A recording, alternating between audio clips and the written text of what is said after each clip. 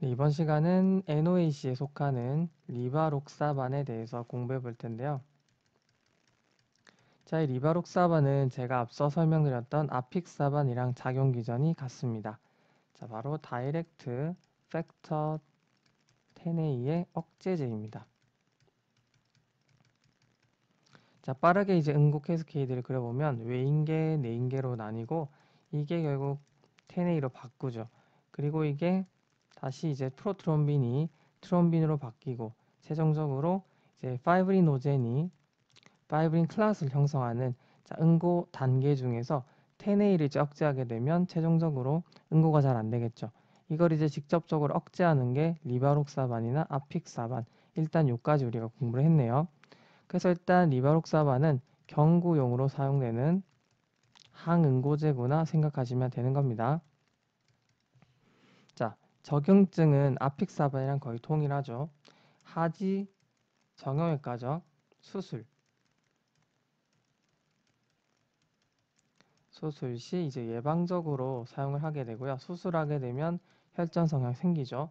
그리고 이제 똑같습니다. 심방세동에서도 비판막성 심방세동에서 사용을 할 수가 있고요. 또 DBT라고 하는 심재성 정맥혈전증 여기에서 이제 사용을 할 수가 있습니다. 자, 이 용량, 용법은요, 적응증에 따라서 조금씩 다른데 저는 이제 일단 일반적으로 설명을 드리는 겁니다. 자, 그러면 어떻게 사용하는지 조금 정리를 해보면요. 자, 경구약제라고 설명을 드렸죠. 경구용이고요. 고정 용량으로 사용하게 됩니다. 그리고 별도의 모니터링이 필요 없다라고 하는 장점이 있고요.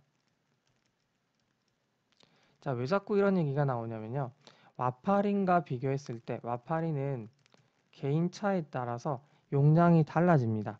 그러니까 용량이 개인차가 크고요. 또 와파린의 경우는 우리가 이제 PTINR을 추적해서 계속 이제 모니터링을 해야 되는 거죠. 요것 때문에 이런 얘기가 계속 나오는 거고요. 또 그러면 용량은 어떻게 조절해야 되는지 우리가 또 공부를 해봐야 되겠죠.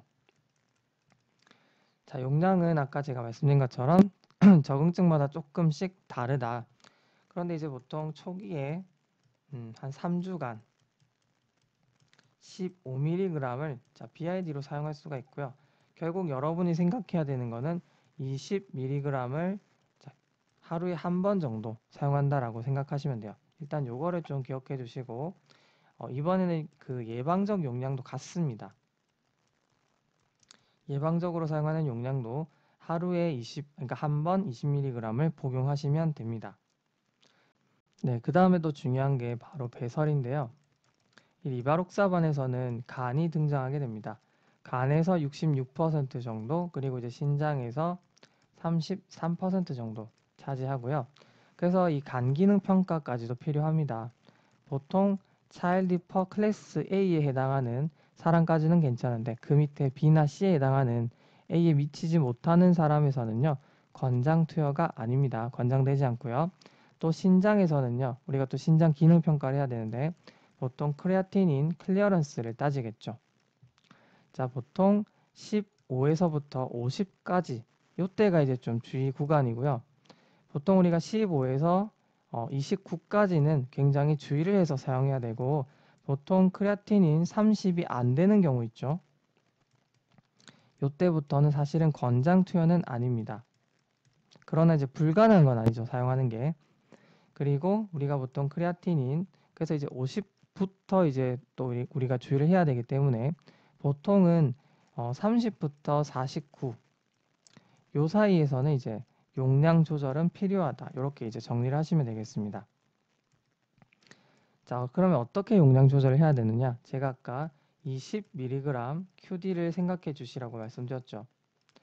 자, 여기서 이제 용량 조절이 들어가는 거죠. 그래서 우리가 이런 사람의 경우에는 클리어런스가 떨어지기 때문에 15mg QD로 용량 조절할 수 있다라고 생각하시면 되는 겁니다. 자, 그 다음에 또 중요한 게 나이에 따라서도 이 신장 기능이 떨어지기 때문에 요거랑 이제 더불어서 자, 크레아틴인 클리어런스 15에서 50 요 정도 사이에서는 당연히 이제 용량 조절이 들어가 줘야 된다라고 생각하시면 되는 거고요. 그 다음에 80세 이상이거나 또는 이제 75세 기준으로 생각하셔도 돼요. 어쨌든 요 사항에 들어가는 경우 또는이겠죠. 하나라도 들어가게 되면 용량 조절이 필요하다라고 정리를 하시면 되겠습니다. 자, 그 다음에 또 우리가 생체 이용률에 대한 얘기가 나오는데, 자, 이 리바록사반의 경우는요, 공복 시에는 생체 이용률이 66% 정도 된다라고 알려져 있고, 음식물과 함께 섭취를 하게 되면 80에서 100%까지도 올라가기 때문에, 특히나 우리가 15에서 20mg 있죠. 요 정도 복용할 때는 음식물이랑 같이 복용하는 환자에 보신 적이 있을 겁니다. 이게 다 생체 이용률을 고려한 거죠. 그래서 이렇게 좀 이해를 해주시면 되고요. 또 최고 농도에 도달하는 시간은 보통 3시간 정도라고 생각하시면 되고, 또 중요한 반감기가 있죠. 반감기는 보통 9시간이라고 생각하시면 돼요. 5시간에서 13시간 사이 다양하게 나타날 수 있습니다. 자, 그래서 이렇게 중요한 것들만 간단하게 알아봤는데요. 정리를 잘 하셔서 정확하게 쓰셨으면 좋겠습니다. 자, 마무리할게요.